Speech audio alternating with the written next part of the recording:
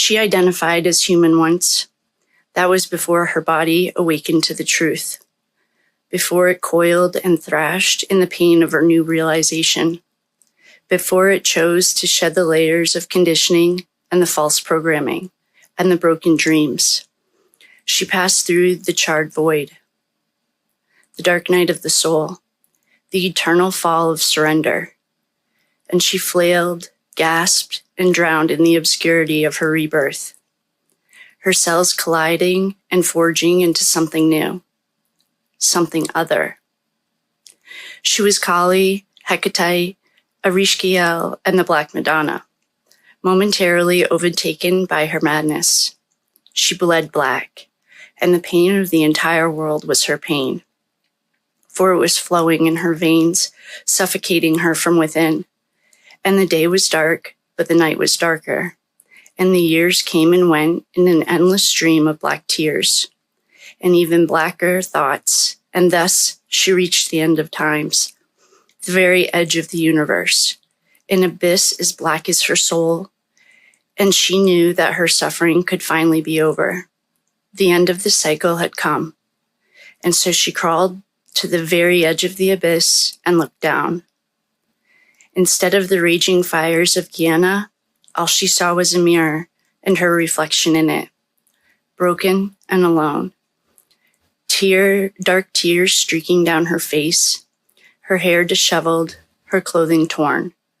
A mad gleam in her eyes, and the voices in her head told her to stay down, to remain in the night, hidden away from the light, or better yet, to cease existing altogether. Surely the world could do without this much darkness.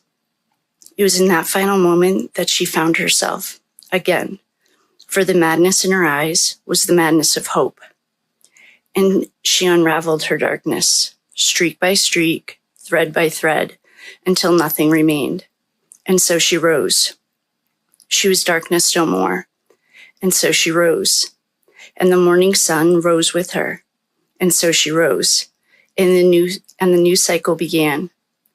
And so she rose as a goddess, her true self, finally revealed for all to see.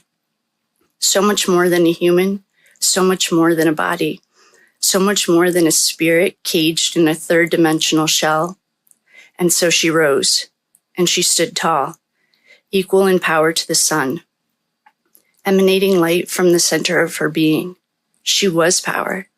She was a new beginning, the most favorite daughter of Source, and the universe gathered itself at the feet of the goddess, guarding her like a loyal wolf. And its power was at the goddess's fingertips, ready to do her bidding. It is not by doing, but by being, that the goddess chose to reforge the world. It is not by doing, but by being, that she chose to lead. It is not by doing, but by being, that she finally stepped onto her path. And when the goddess realized her power, the universe bent its knees. For she rose despite all odds, by being, not doing.